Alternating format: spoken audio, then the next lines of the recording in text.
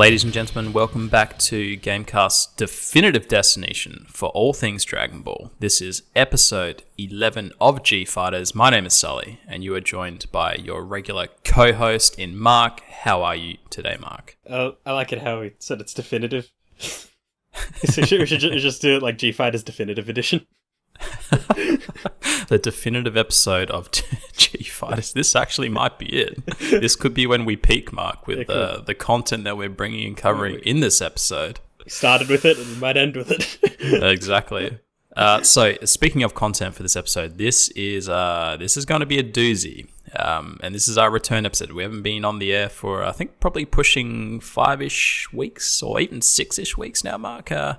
I remember the last episode we were talking about the final reveal trailer for Broly. Then we went dark over Christmas. Nothing happened Dragon Ball related, unless you consider the manga as entertainment. We both don't really follow the manga, though. I kind of loosely follow it, actually, so I know where we're kind of up to. But anyway, getting off topic.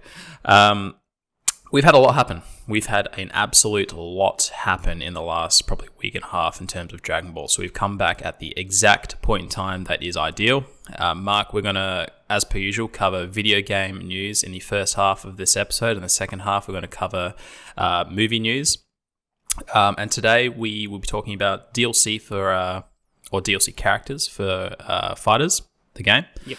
And we're going to be talking about the announcement of Project X, which we're both... Sorry, Project X, that's a movie. Yeah. Project Z. We're not talking about porn, I promise. So we're going to be talking about the announcement of Project Z, which I think Mark is very keen for and fascinated by. I'm also very fascinated by it, but I would have preferred it to have gone in a different direction in terms of what the story is telling or following.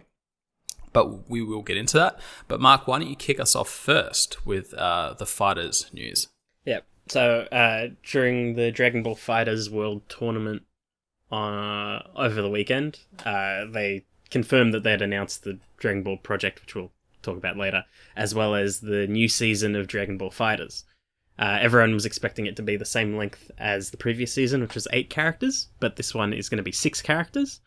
And then they surprised everyone else on the sort of anniversary of the game releasing that the first 2 characters for the season will be released within the week. And so probably as of this video going live, the characters are out. Jiren and Videl. One incredibly safe choice. One didn't see that one coming choice. Mm-hmm. And they also confirmed that there'll be 2 more mystery characters, but right at the end, they confirmed that we'll be getting Broly from Dragon Ball Super, so the new movie Broly, as well as Gogeta. To everyone's excitement, because we needed that. Desperately needed that. But now it's opened it up to who are the 2 mystery characters, because obviously these characters don't come in pairs, because Jiren and Videl have nothing in common. Well, yeah, like Jiren, Videl, or Gogeta, yeah, absolutely nothing, right? So that's interesting. Mark, just a little side note, you know who I'd love to see as a quirky character for Fighters, and I feel like you do a lot differently? Jacko. Jacko would be interesting. Yeah, right. Did you think it, we haven't really seen him fight, so you could have a bit of fun with it. I know he'd probably heavily rely on his pistol, but he could tag team in with some Galactic Patrol companions. That would be cool. Yeah. I can see him being a group sort of character where he's combined. Yeah. Some people that originally thought that they'd add for Fighters as a secret original character, they were going to do Bulma in a mech suit or something. Oh yeah, because that would work well with Jacko due to their sort of banter with each other. Yeah, in Resurrection Earth, absolutely. Yeah. Now, Mark, you were talking about you've played these characters, correct? Yeah, I played them briefly before jumping on. And you highly rate Videl. Yeah. Jiren is sort of oh yeah, he's Jiren. He's big, bulky, he can counter. He just sort of overwhelms. Mm-hmm. Does shit with his eyes. He's just what you expect. Videl is just oh wow, this is really interesting. Because nice. you can basically call in Great Saiyaman at any point in time. He's just a button press away. Depending on how you do the input is what movie does. All of Videl's attacks can sort of chain into one another, and you can sort of rebuild the combo as you do it. It's really interesting, really fast, really frenetic. But all of her special abilities are interesting. Like her super moves, one of them is just her beating on the opponent. Her ultimate move, she calls in Great Saiyaman, and they do a team combo together. One of them, she gets knocked down, and then Gohan comes in and turns Super Saiyan, and then launches a Kamehameha. And then from that point on, if you call in Great Saiyaman, he doesn't have his bandana anymore, which is a really cool touch. Yeah, that's cool. And then she's got a counter move that pauses the entire sort of game. It zooms in on Great Saiyaman while he does his whole speech and dance. I feel like it getting really cringy and annoying for a lot of players if they don't like him, because that's a pretty that character splits the fan base, you know. Yeah, but it's just one of those things where it's like, if someone's good with Videl, better get ready to see that animation. Yeah, that's also it's gonna happen. I dig that. That's so good. But yeah, nice. she's a solid character, and she's really enjoyable. You know, I'm yet to actually own Fighters. I've really appreciate it, and I really love it, but I'm just shit at Fighters. I just feel like, I don't know, I'm doing myself some kind of disservice by trying to get into it. I don't know. Well, like, if you are going to get into it, I'd wait until they do their, I think it's the Ultimate Edition. They're going to release a physical with the first season on disc. But they might do that with the second season as well. See how I might wait. I played it with Max when I was in Chicago, and I really enjoyed it, but I don't know. I feel like I'm too competitive, and because I'm just naturally shit and I'm never going to be good at Fighters, I just get angry at myself. You know? So, anyway, Mark, anything else to cover regarding our fan favorite Fighters? Well, I think it'll be interesting to see who the mystery characters are. Because, like, we thought Ultra Instinct would have paired with Jiren. Like, no matter what, we thought we would definitely be getting at least one more Goku. Well, do you think Ultra Instinct's just one of the mystery characters? They could be, but, like, I don't know, it's just... They've thrown so many curveballs already. Dude, curveball. Ribian, whatever her name is, the Love Universe chick. Yeah, it's funny. She's she's like one of the most requested in the season as well. Oh, that would be so cool though. You just contrast, just the shit she would do. Yeah, so it's pretty much in like the sort of tiers of what people want. It's like Ultra Instinct Goku because he's the sort of obvious choice. But Jiren's already in it. Toppo maybe. They think that we either get Kale, Khalifa, or just do Kefla. Because that'd save a lot of time. We might get Kaba. We might get Riberan. Please. Yeah. That's my most requested, I think. I just want to see how that works. A lot of people want Raditz. Oh. There's good reason for that. And I would really, really want Master Roshi. Oh, yes. That'd be cool. Just to step back a sec, what's the good reason for Raditz? Raditz, so this game is made by Arc System Works, who, like, brilliant fighting game developers. They also made the DS games for Dragon Ball. And and in a previous one, they made Raditz, this absolute beast of a character who's easily the best character in the entire game. Oh, wow. And people want them to just do Raditz again because they know that they can make Raditz cool. Dude, we've covered this in a previous episode to this before, like kind of fanned out on Raditz a bit. But I would love to see Raditz make a return to the series, We saw him recently. Oh, yeah. We absolutely did. I mean, I really wish Goku had brought Raditz back instead of Frieza. Like, I would love to see that character kind of observe his superior in Vegeta and how he's progressed and changed, and almost kind of be forced down this like radical funnel of like shape up or fuck off type thing, you know? Like, the character progression would be like Vegeta but like condensed. Like, because I feel like you could win him over, right? Like, you've got his brother Goku, which is good. You've got Vegeta, which is now good. Like, what are you gonna do, Raditz? Just like bail on your Saiyan bros? Like, come on, mate, sort your shit out. Like, anyway, let's move on, Mark. Yeah, I'm going down the rabbit hole, dude. Project Z, Mark. I'll let you kick us off again because you're familiar with the developers and their past works. And then maybe pitch me what you want or hope for this game, or any other news that you have surrounding it. Yeah.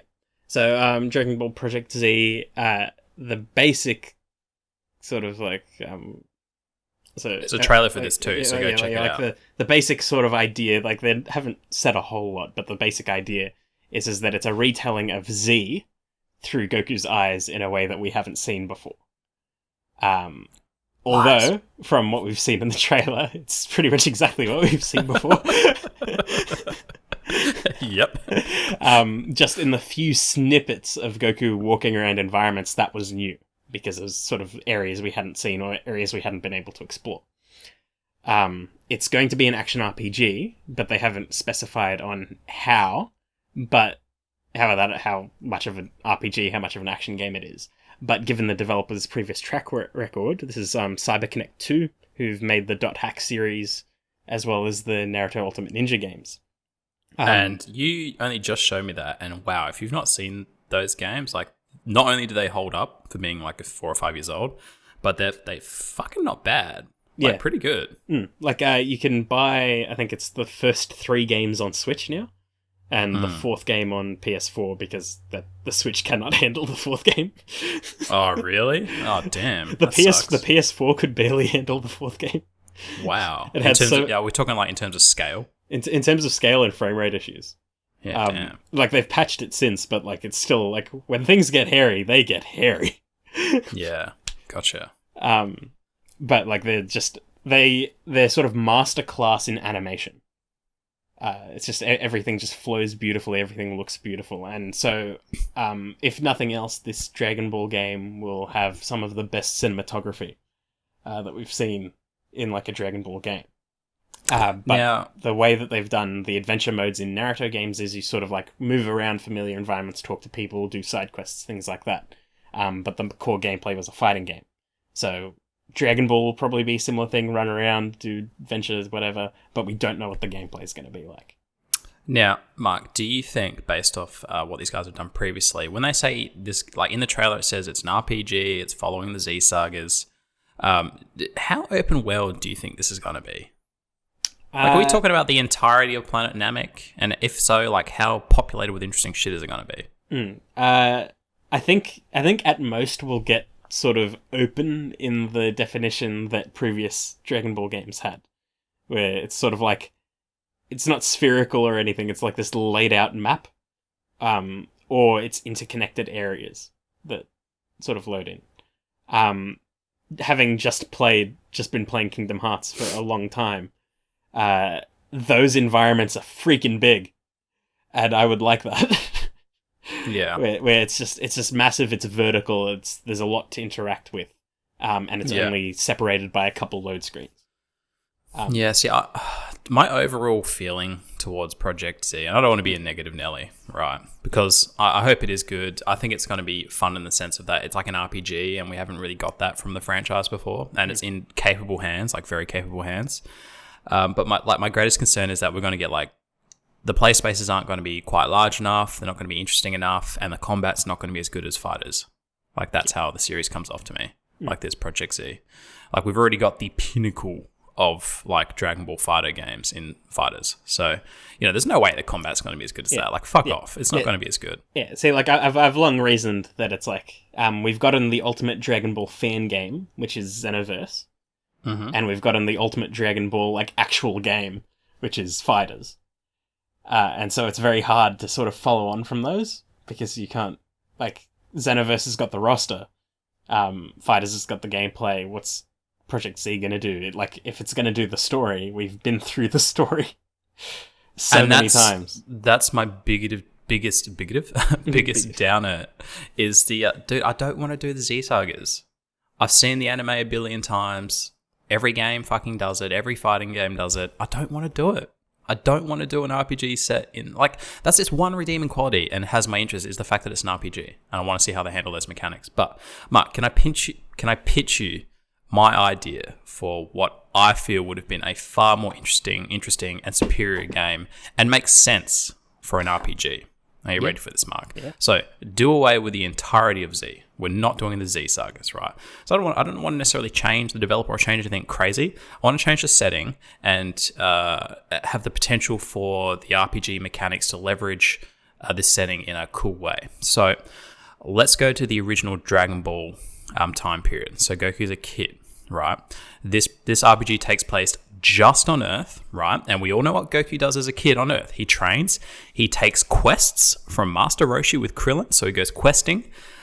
There's a lot of cool, interesting stories that happened during that time period. A lot of stories that haven't been covered for probably the majority of the Dragon Ball fan base. You know, we're talking like younger kids now. They probably haven't seen the original Dragon Ball series, or are as familiar with it as what we and they are with Z. So there's a lot of material there that's fresh. And here's what I think's cool, right? So not only have we got the entire Earth as our RPG environment, and it's suitable in terms of questing. You know, when Goku's a kid, he goes all these quests for Roshi. But what if the RPG mechanics tie in this particular fashion? So as you level and progress in terms of your skill set, you know, growing up as Goku, you know, you literally grow as Goku as you progress, you know, through this RPG. And, you know, you unlock the ability to fly and all this kind of stuff. So basically the RPG and its growth mechanics and, you know, tech trees or whatever you want to call it, however they manifest the RPG elements into this game, you know, it's visually represented by Goku growing and learning to fly and all this kind of stuff. What do you think? Yeah, I think like Dragon Ball, like the original Dragon Ball, lends itself to an actual RPG or an adventure style role-playing sort of thing. Fuck yes, it does. It's just that no one ever touches it, unfortunately. I know, so they're going down the safe road. They're just trying to cash in on the Z Saga. It's like, fuck off. Like, alternatively, another move could have been you make a Dragon Ball Super game. Because we've done Z to death. We haven't done Super. Yeah, exactly. Like, I don't know, I feel like the Dragon Ball time period is the perfect fit for an RPG. Like, Goku literally goes questing with Krillin. Like, literally. And there's so many cool, like, there's so much cool source material there. And there's so much more they could add that could be quirky and cool that would fit straight into that kind of time period, you know? And the RPG mechanics just totally make sense and would fit in terms of, like, Goku literally growing up and progressing his skill set in the anime. And that could so easily translate to an RPG system. Yeah. like, fuck! I'm so angry! Got my Project Z. Fucking sort your shit out. Fuck. Like, I'm not, like, don't get me wrong, I love Z, I love the Z Sagas, we all love the Z Sagas, but we've done it. We've done it. Let's have a break. Yeah, I think it's annoying that they sort of locked themselves in already by saying it's Z. Like, if they just called it, like, Project Dragon Ball, we might have been like, oh, maybe they will do the early stuff, but they sort of, like, locked themselves in. Well, even from a technical standpoint, dude, like, now they have to go and create, like, a bunch of different biomes, right, to do the Z Sagas. You know, you got to do Namek, you got to do the other world, you've got to do Earth. There's other places they went to as well. They got to create a bunch of different places. But if you did Dragon Ball, you could have just created Earth, fleshed out one world. You know, I don't know. Just feel like that would have been easier, but whatever. Yeah, I'd say alternatively, I think action RPG is an interesting route for it, but I think that they should revisit it. Maybe not on PS4 or something like that. It would work well on Switch and handheld consoles. Turn-based RPG. Or like that sort of like traditional-ish RPG system. Because they did it on handheld ages Game Boy ago. Advance, yeah? They did it on Game Boy Advance, but there was one on DS that no one really talks about. It was called Attack of the Saiyans. And it was went from very start of Z or very end of Dragon Ball and ended at the end of Frieza. And as you progressed through the story and leveled up, you gained like some of Goku's traditional skills. So it's like you went to Otherworld and stuff, and you learnt Kaioken, and then when you're in combat, you could activate Kaioken, and it gives you these buffs as well as debuffs, and can only last a certain amount of time. Yeah, cool. And then you can stack it again, and then it buffs further, and then like Goku's more in pain and things like that. Like Gohan learns to unlock his potential, Krillin learns Solar Flare and things like that, and you just like slowly amp up. Then Goku learns how to fly. Goku gets Flying Nimbus and things like that. Then it all culminates at the final fight in Frieza, where he learns Super Saiyan. And then just like these stacking abilities and this growth as a turn-based RPG just worked perfectly. Yeah, it was just like I would have liked a return to something like that. Yep. I mean, I think the financial decision to go Z is a no-brainer, right? And I think in terms of what people immediately want from like a video game is probably something like adult Goku. So instantly, like the Dragon Ball time period probably gets put on the back foot a little bit, but I don't know, man. In terms of like a superior product, I feel like it was Dragon Ball all the way. Or like what you said, something else. But Like, I mean, I don't want to be too negative about this. Like, it could be a fantastic game. You know, it's just the source material is just kind of been done to death. Yeah. I'm hoping that CyberConnect put their own proper like spin on it, which is like sometimes they do, sometimes they don't. But one of the things, like, even though the Naruto games, especially the most recent one, is only like the final arc of the entire story, they have all of the characters and all of the sort of elements of the oldest episodes. Damn. Because they still care. Yeah. And then, like, as a DLC pack for the game, they added, like, the first major chunk of Boruto and added, like, 10 characters. Oh, shit. And they were like, yeah, DLC pack. And then just, like, walked off. That's pretty funny. So if CyberConnect still have sort of the control that they used to over an IP, then I'm hoping that they can sort of, like, add in content if people think that it's missing a certain flair or originality. Yeah, I hope you're right. We will wait and see, though. We will stay tuned. We'll let you know as things progress and transpire.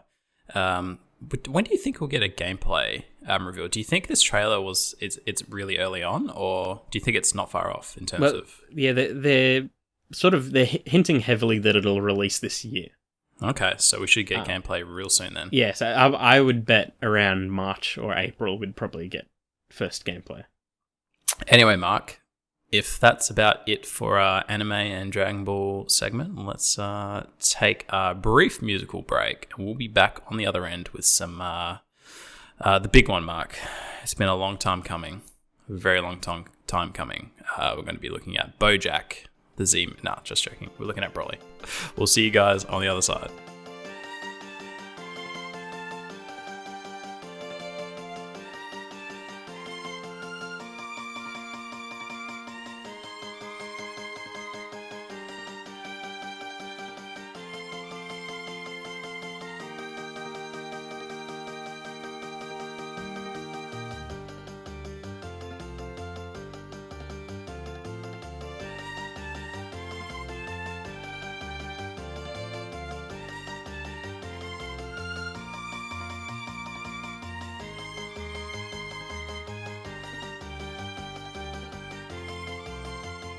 Welcome back from our musical break. As we suggested and spoke about, we will be covering the Broly movie, Mark. It is finally upon us. We have both viewed it. I have seen it twice in a week, which, you know, in the grand scheme of things probably isn't that much compared to some of you Dragon Ball fans. Unfortunately, Australia was one of the last regions to get it. We didn't get it until the 24th. I think America got it on the 16th, and Japan got it on the 16th or 15th of December. Yeah, well, I mean, Japan gets a free ride. Yeah, exactly. All right. They made it. Yeah.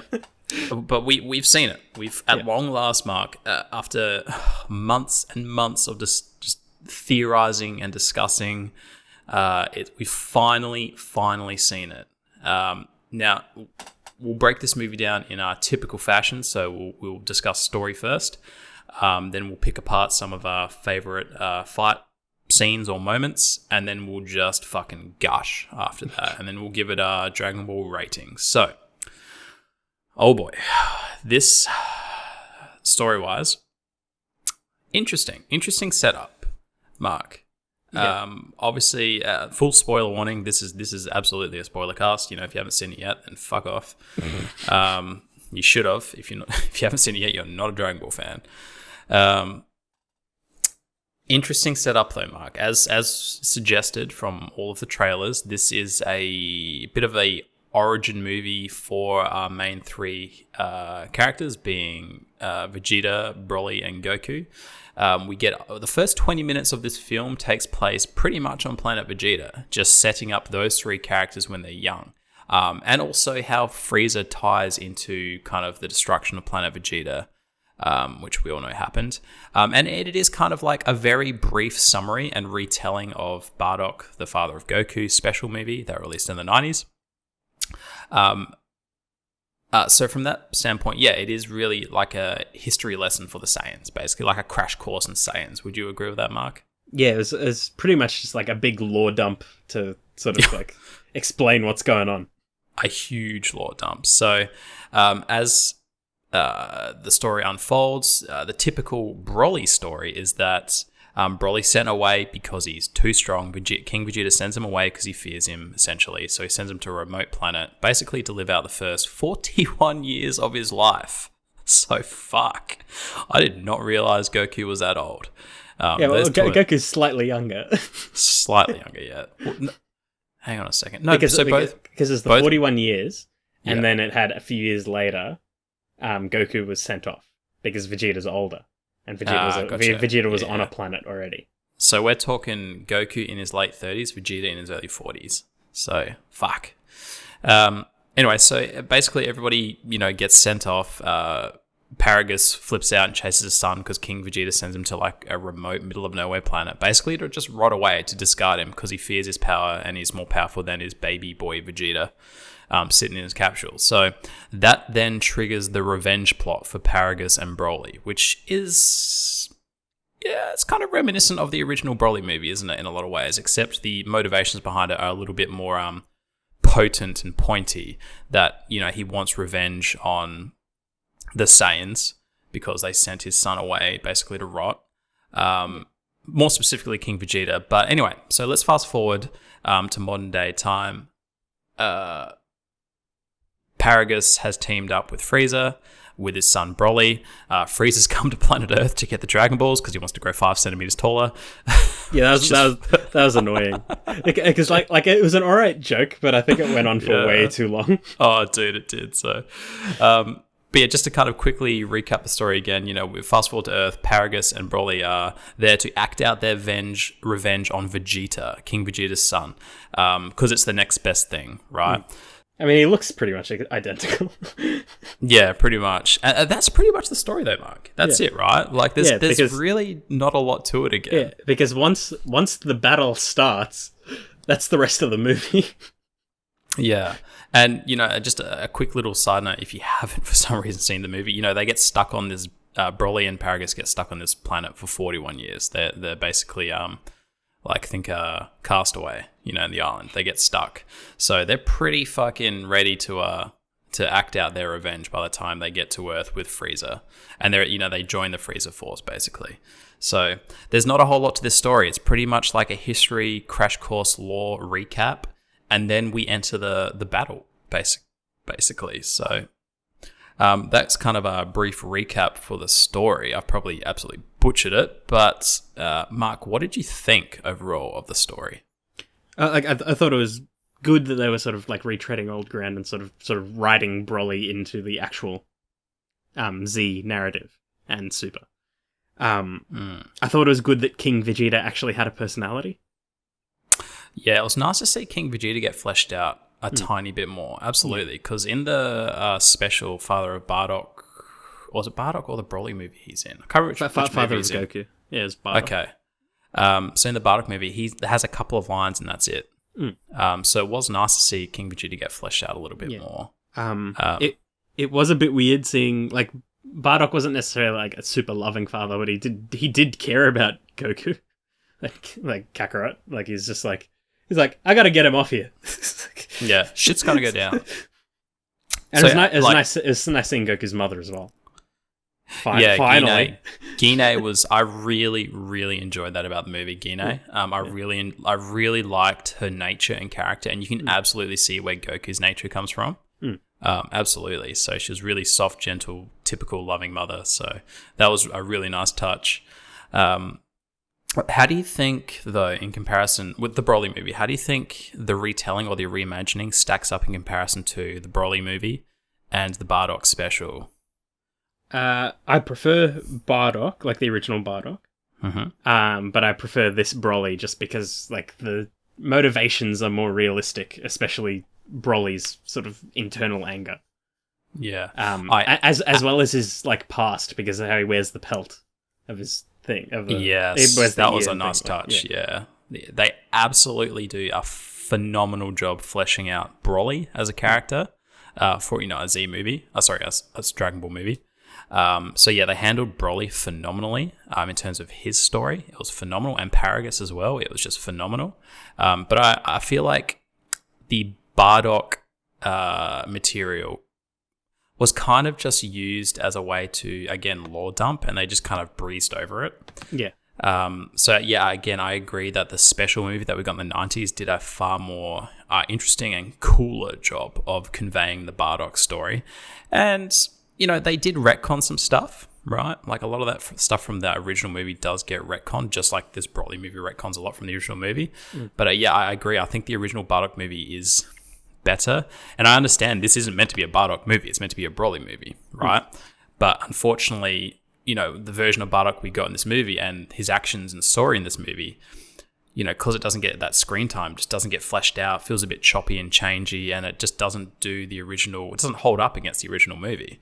It's just kind of the first 20 minutes we get kind of Bardock wanting to save his child because he suspects Frieza is going to destroy the planet. He's just acting on a hunch, sends his kid off, and that's it. And then we get a bit of Gine in there and their relationship. And that's pretty much it, unfortunately. So I feel like Bardock, you know, I don't want to say it did him a bit of disservice because his character's still cool and they handled him well, but he didn't get his time in the sun, did he? Considering they've rewritten basically away his original movie. Yeah. So, but what do you think about that time on Planet Vegeta? Like, that's the first 20 minutes of the movie, you know, all this Bardock stuff. So it is still a significant amount of time. Like 20 minutes is a long time to spend setting up your movie, right?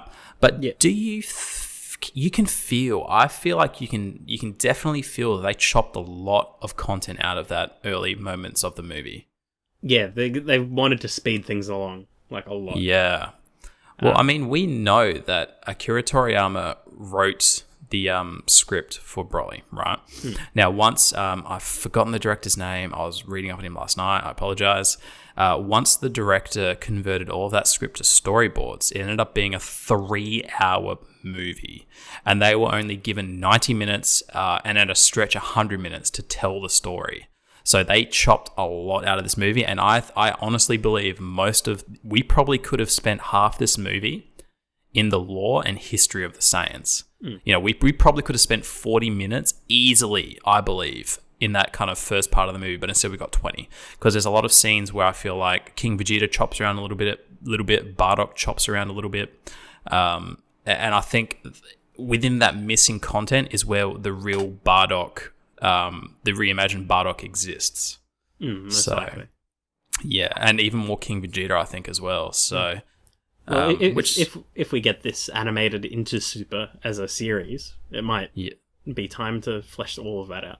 Yeah, absolutely. So that's actually my greatest hope for the series, because I honestly believe that they're going to retell the Broly movie in the series and give the manga even more time to get in front type thing, right? So I honestly hope we get that original material that's already been written in the anime. Absolutely, because I really, really want to see Gine, Bardock, King Vegeta, all that history stuff get fleshed out even more. So, yeah, but that's probably my only criticism of the movie in terms of its structure is just early on it feels a bit choppy. It feels like, and the last time I felt this was when I watched Star Wars Rogue One, you know, when we're planet hopping so much and you can tell there's been heaps of cuts and stuff's just kind of been pulled out and replaced and all that kind of stuff. But yeah, overall, Mark, that's the beginning of the story. How do you feel about the second half? You mean that one fight? The one fight, pretty much. Well, all right, so we've covered the story, so let's just move on to the fight then. Because like once the lore's over, like as soon as like Broly meets the others, that's pretty much the rest of the movie. Okay, well, how do you feel about the story overall then? I thought it was good. I feel like there was some pacing things. Absolutely. Because it felt like instead of some of the other Z movies or some of the other Z narratives where you sort of pepper fights throughout as well as information, they couldn't really stop this fight as soon as it started. Like, that was it. It had to just continue. You can't have Broly calm down between each sort of conversation. Yeah, they do their best a couple of times to just really pause it to give the audience a break. Specifically that moment where Goku uses the God energy that immobilizes Broly. Like, you can tell that was there to one, convey something, but I think was there to give us a little bit of a break. And obviously the fusion dance where they instant transmission away, I think that was there to just give our eyes a break as well, because holy shit, man, that battle, especially the Gogeta moments, is relentless. Like, it's a visual assault. Yeah. So I absolutely agree with that. But back to the story, like I agree again. It's basically just like a lore dump that sets up, the destinies, if you believe the trailers from for these three characters. It's interesting though. Like it's interesting. It is always interesting going back and understanding the origins of the Saiyans because it's something that hasn't really been covered much at all in Dragon Ball. So it was very interesting, especially the hierarchy between Frieza, the Saiyans, and King Vegeta. And Vegeta and Raditz's when they're kids, like their viewpoint on the Saiyans and what they think about their brothers and family and all that kind of stuff. Gine and Bardock. Now, if you've read the Minus manga, which I highly recommend doing, go read that because it fleshes out that story so much more than what happens in this movie. And I can only imagine that source material was also in this movie somewhere, but just didn't make the cut. The Minus story of Gine and Bardock. But I loved all that kind of setup for the movie, and then it just stops. It just stops, right? Like, and like, there's also like they hinted at it but didn't explain it, like the sort of new Frieza Force and like how what people were hired into it. Like some people were escaping crimes and things like that, but they didn't really like talk about it much. They said, "Oh yeah, I'm here because of this," and that was it. Yeah, like they could have explained a bit more. I mean, like, in typical Dragon Ball fashion, they don't really go out of their way to explain the intricacies of how things have actually happened, right? Yeah. They don't go that in depth, but yeah, that's a valid point. Like, we don't really understand what Frieza's goal of being alive is either. Like, that wasn't really conveyed. Like, we just know he's come to Earth to gain 5 centimeters, just like Bulma's seeking the Dragon Balls to decrease her age by 5 years. So... The overall reasoning behind things for the second half of the story is pretty shallow, beyond the Broly Paragus revenge story. It's pretty shallow, but like in terms of story, it just stops, man. It just stops at the beginning of the Broly fight, and even Broly as a character ceases to exist, which I was like a tiny criticism that his character doesn't really grow or evolve beyond what it did when he was talking to, I've forgotten their name, the green chick. Was it Chilai? And I've forgotten the other guy's name. His character doesn't progress beyond that point.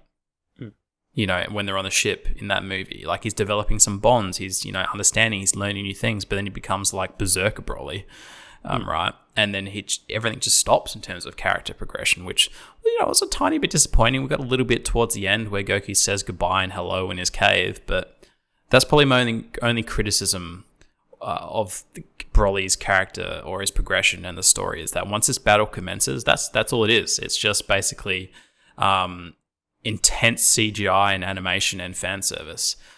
So it just, I don't know, I just felt like it's a very tiny criticism because overall I loved it, but they spent a lot of time setting up this like second half of the movie for it to just be a battle. Yeah. The story just doesn't continue. It just stops. So, I don't know. Maybe I'm overthinking like a Dragon Ball movie too much. But... No, we got the Zamasu arc. That was complicated. Yeah, exactly. We could expect some bigger things. Yeah, exactly. So...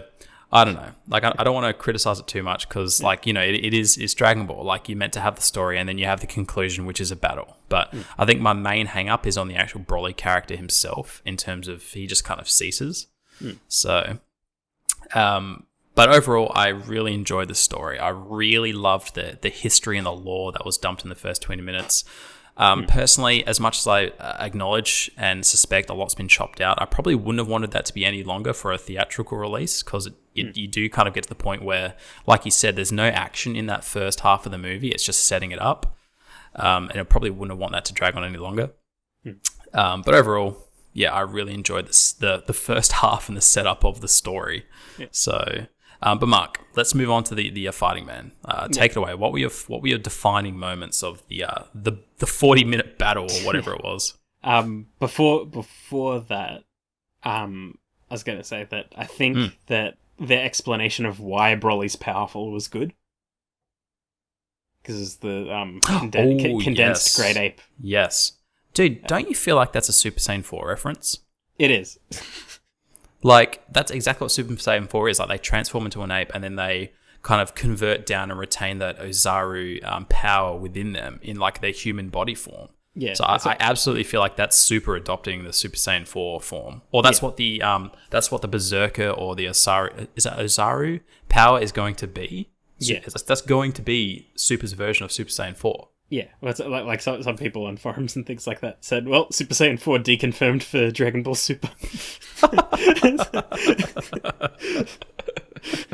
but it's a good way to explain someone that's so powerful, given how ridiculous Goku and Vegeta have gotten. Do you think it's a good way? As well as keeping their forms relatively low. Yeah, do you think it's a good way of explaining it, though? Because, I mean, I've listened to some, like, Mark's, experts on Dragon Ball, like Geekdom and all that, state that, even in their Super Saiyan 4 or the Great Ape, like, the Great Ape power should be absolutely dwarfed in comparison to, like, God Super Saiyan. So is there something else that happens to that ape power when it kind of converts down into the body? Like, the apes... Like, it probably has to, but I sort of reasoned it as... well, like, in the original Z, I thought that power scaling was alright. But I feel like once they got the God, they relied on it way too much and it became way too easy to activate.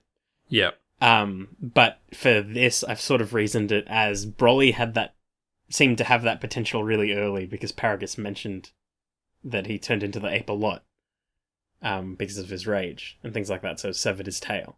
So Broly probably got used to that at a young age for, 41 years. Yeah. Because he was pretty much killing at, like, day 3 of birth. Yeah. So he was probably great aped a lot, and so was training in that as his base, which is sort of reasons why he was so powerful in his base and why it sort of forced Goku into his forms. And why, if he goes Super Saiyan, which basically doubles your power, doubling his already beefy great ape.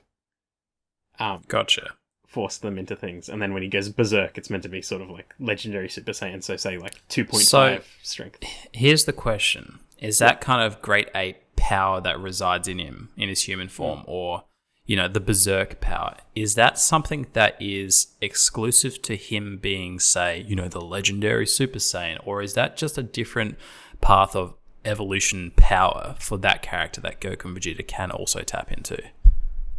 I think it might be because he is the legendary, but then again, Khalifa did her thing, but she is from a different universe. I feel like but they said Vegeta already had crazy potential anyway, but he didn't have that sort of rage triggering things. Like, he's angry, but he didn't have...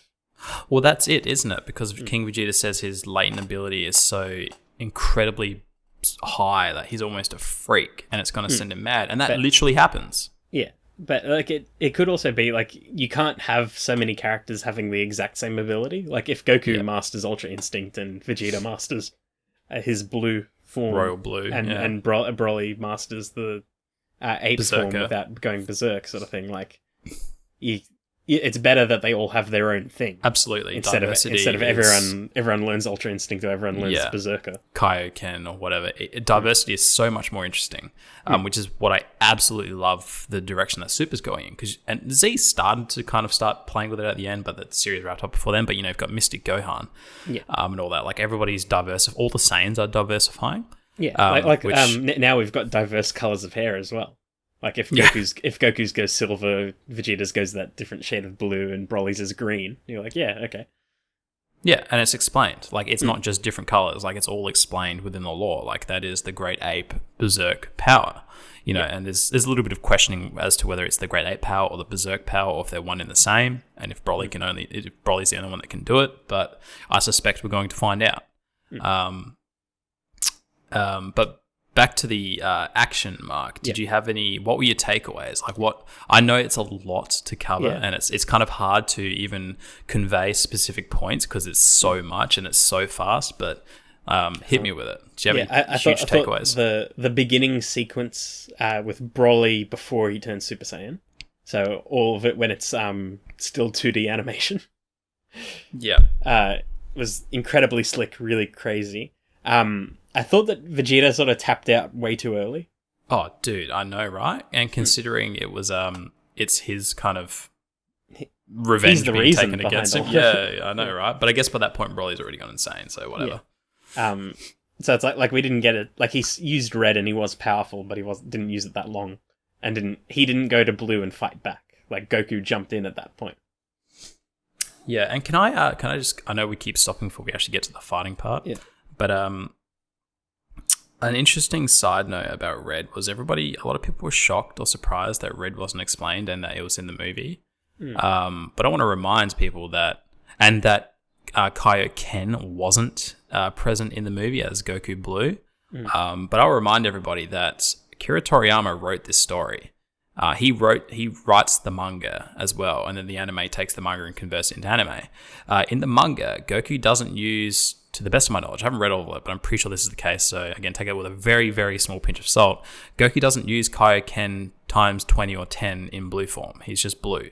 And Vegeta is red within the Zamasu arc. He already has the red god form. He's been using it for a long time in the manga. So again, this being a Akira Toriyama story, those things he didn't include. Or he did include, like Red Vegeta and the lack of Kaioken in the movie for Goku. So, I always felt it was implied, because if he can go blue, then chances are he went red at some point.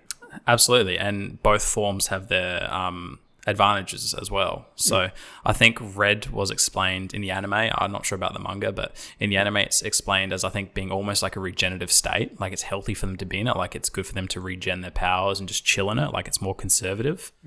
Because during that fight with the two Saiyan girls from Universe 6, Goku, when he's already depleted after going Ultra Instinct, he's in the red form, and it's like almost rejuvenating him a little bit as he's kind of sparring with them.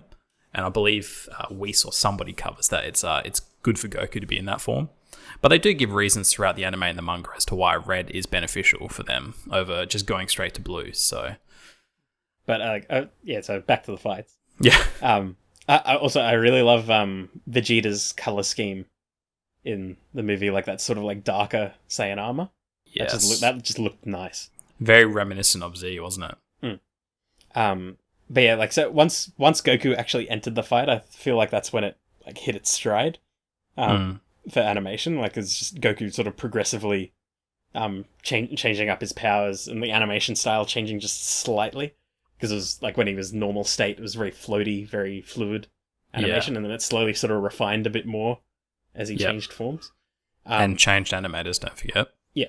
I feel like when he went red was when the fight got really like amped up. Dude, it got brutal when he went red. And my brother's like, nah, fuck you. Yeah, and then Broly just like scarring his face across the eyes.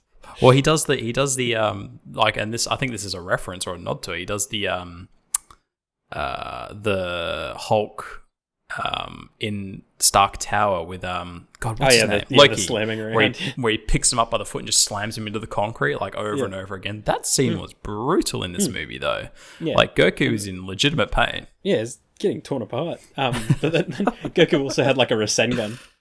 Yeah, he did, and he got crushed in his hand. He totally did. Yeah, he totally did. He even used it like a Rasengan. Yeah, and I was like, when did Goku have that? Well, both Goku and Vegeta do some interesting stuff in this movie in terms of moves, especially Goku. Goku has increased his arsenal of moves. Yeah, it's like, I can stop people with my aura now. I'm like, okay. You're like, Broly can do it too. Cool. Well, I think Broly learns it. That's the scary thing about Broly. He learns as he fights. Yeah, that's the scary thing about him, like his latent ability and how intelligent of a fighter he is, even in his crazy berserk mode, is impressive. So, I mean, Vegeta calls it out multiple times. It's like, damn, he's trained to use his energy well because that's why he's moving so fast. Or damn, he's learning as he fights. Yeah. So he's constantly in eclipsing his limits. So yeah. So like I thought that whole first chunk before anyone went blue was sort of like the big peak in the ice. Like I thought that was good. Like the environment was cool, the animation was awesome. It was slow enough that we could observe it in a way that was like meaningful to us. Yeah. But then I felt as soon as Goku went blue and everything went CG, it went to lava. You saw such a like I sort of switched off a bit.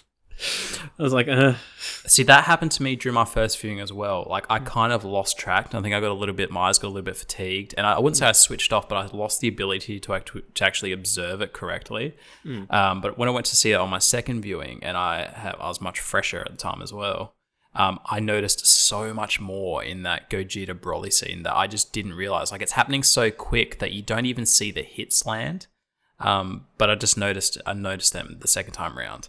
But yeah, I agree with that. I actually much prefer the sparring and the unveiling of Broly during on the ice when Vegeta first fights him and Goku first fights him before it turns to lava, because it's something you can actually observe comfortably, and it's interesting seeing Goku and Vegeta come to the realization that as they're flicking through their powers and using their skill sets on Broly, that he's just taking everything.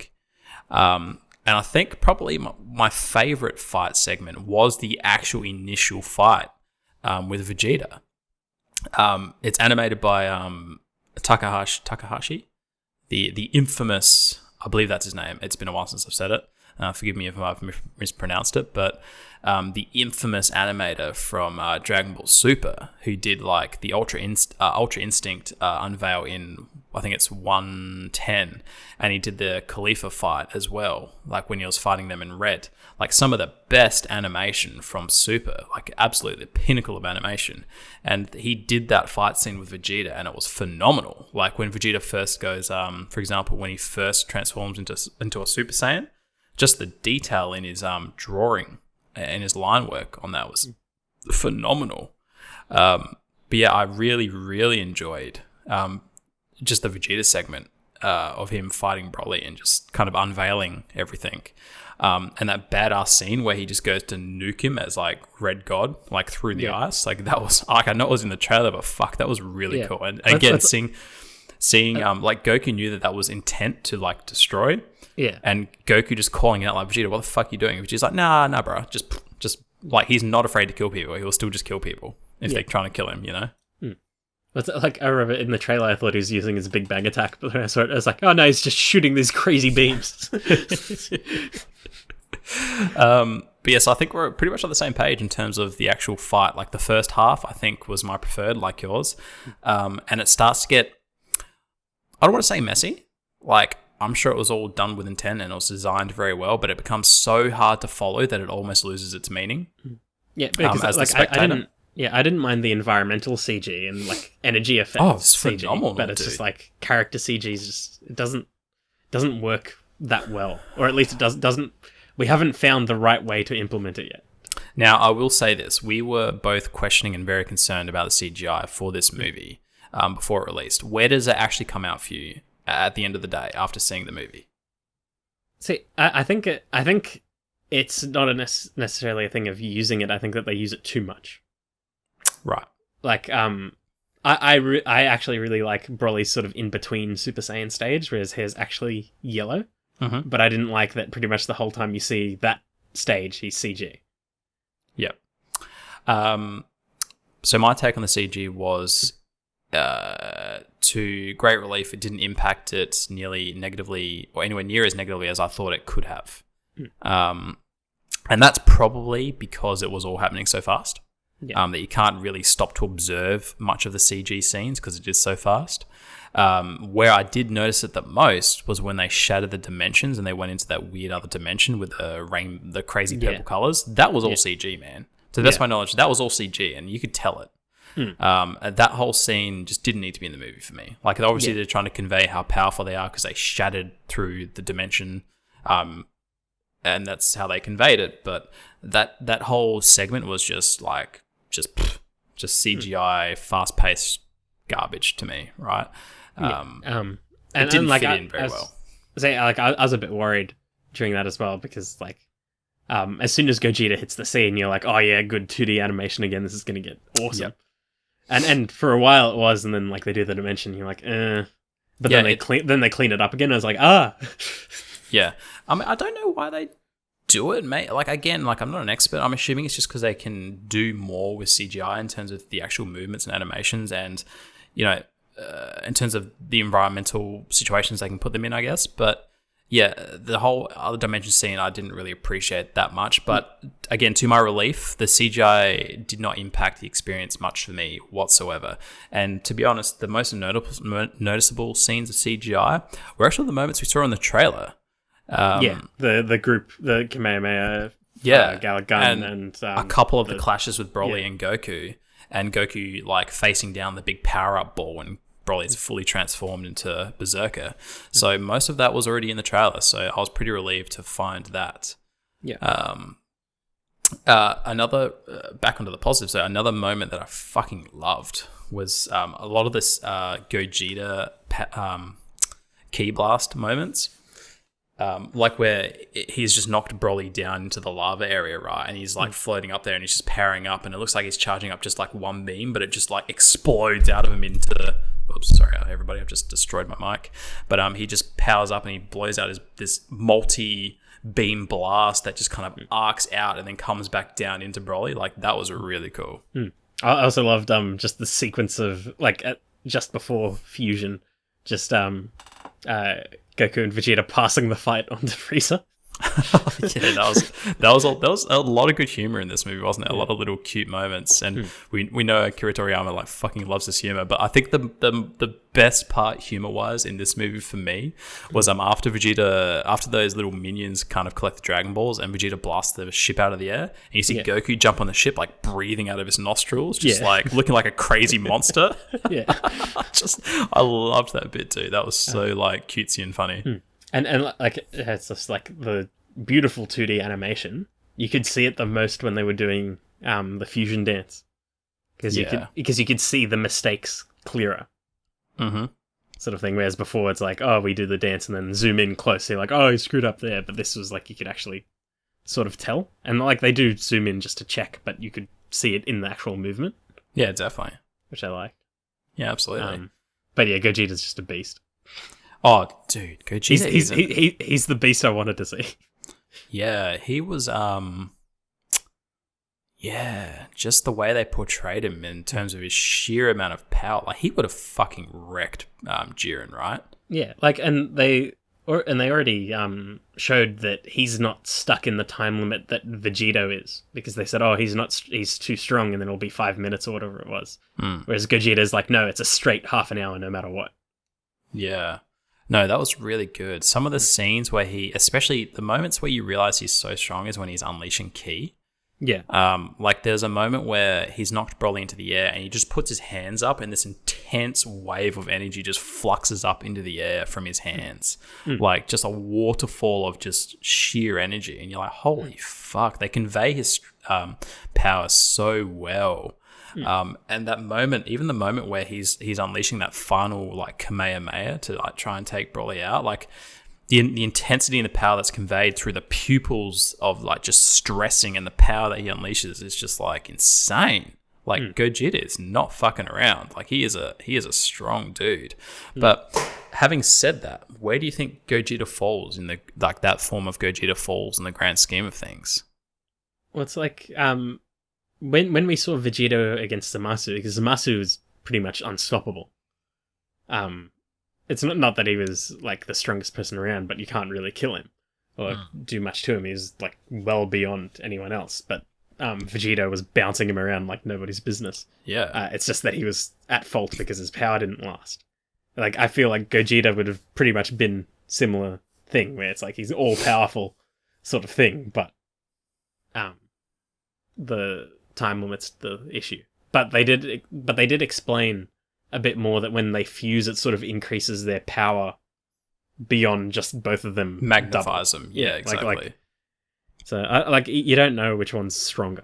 Because Potara, you assume it's just a straight fusion of their abilities. Well, I'm going to assume Gogeta at the moment is stronger than the past Vegito, because obviously the two characters have progressed power-wise so much since Zamasu. Actually, you just reminded me. Did you get a bit annoyed at like the bit of a fake out when Goku was charging his power to go blue, how his hair flashed silver for like a second? Yeah, see, there's a lot of debate about that on the internet at the moment, where whether or not Goku was perhaps trying to attain Ultra Instinct and he failed, so he just converted to blue, or if that was just a design choice by the director. And there's actually a really good Geekdom video, Geekdom 101, that everybody should look up regarding, was there a no, it's not Geekdom, it's Anime J. Look up Anime J on YouTube, because he breaks down basically the intricacies of the director and the director's choice in terms of animation. And all the pre-work that was done on the storyboarding not actually referencing Ultra at all in this movie. So there's a lot of debate as to whether it was like design choice and the color palettes and stuff that this director likes to use, or if that was a legitimate brief cameo of Ultra Instinct. So, because I'm in the same boat as you, Mark. Like, when I first saw that movie, I was like, holy shit, that was an attempt at Ultra Instinct, right? And there's an interesting that happens as well, where both Goku and Vegeta, their hair flashes green before they transformed into their other modes.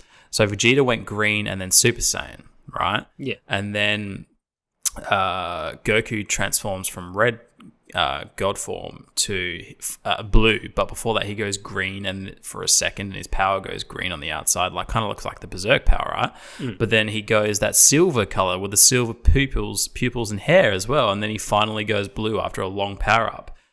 So yeah, it's interesting because generally Goku should have no issues going from red to blue. Like, it should be just like a quick power swap, right? Like, we've seen him do it heaps of times before in the anime. So there's a lot of confusion and debate over what was actually happening in that moment. Yeah, whether it's just a movie thing or... Yeah, exactly. Because it was like a heap of different colors and auras that were flashing around at that point, and then you have that brief moment where it looks like he's gone Ultra Instinct, and the power-up takes a while for him to change from red to blue. And it's like, well, is that because he was trying to attain Ultra Instinct? Or is it just a design choice of the director? So... I'm unsure, Mark. Yes. And as well, like, my original theory was that green flick that they both have was them trying to tap into Ultra Instinct.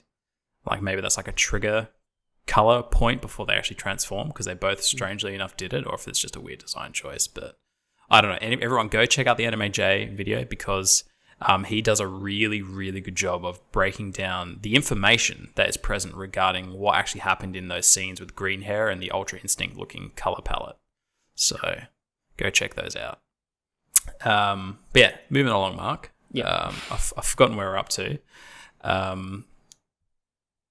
Just funnily enough, though, like, what do you think is going to be the ultimate form moving forward? Because obviously, like, let's assume that Vegeta will eventually attain Ultra Instinct and Goku will attain Ultra Instinct at will. Like, can you imagine what a Gogeta Ultra Instinct would be like? Ridiculous. Yeah. I don't know if the fusions would look good with silver hair. Neither do I. One more interesting point from this movie as well, Mark, is Whis. Yeah. Whis, he was put into the fight just very briefly. And he's seemingly just frolicking and playing with Broly and dodging him. Like, it's not even remotely challenging him. So that was kind of insane, considering... It sort of implies that Angels and Zeno are still well above everything. Yeah, maybe they're infinite, dude. Maybe they just don't have a limit. But another interesting point, though, as I try to observe the Angels and Zeno... Well, not so much Zeno, but the Grand... can't remember his name. The Grand Master Angel, whatever his name is, that dude. Because they sometimes get like these malevolent looks on their face. And if you remember, like, Whis is always so carefree and seemingly playful and easygoing and no dramas, seems really innocent. But when Gogeta's charging up that Kamehameha and he suspects that the fight's coming to an end, he gets that smirk on his face, like right before it looks like Gogeta's about to absolutely obliterate Broly. And I can't tell if that's like him being proud and happy and just enjoying the sport of it all, or if there's something more malevolent there. I don't know. Neither do I, but it's interesting because everyone's always questioning, like, what's the deal? Like, I've had a sense that Goku's a little bit evil during the course of Super because he instigates a lot of these things. Yeah, that's true. Like, a little bit too thirsty for battle. I don't know, man. Like, I just feel like, I mean, that's been the biggest kind of unasked question is, what's the actual deal? Like, is there an actual deal with these Angels, or are we all overthinking it?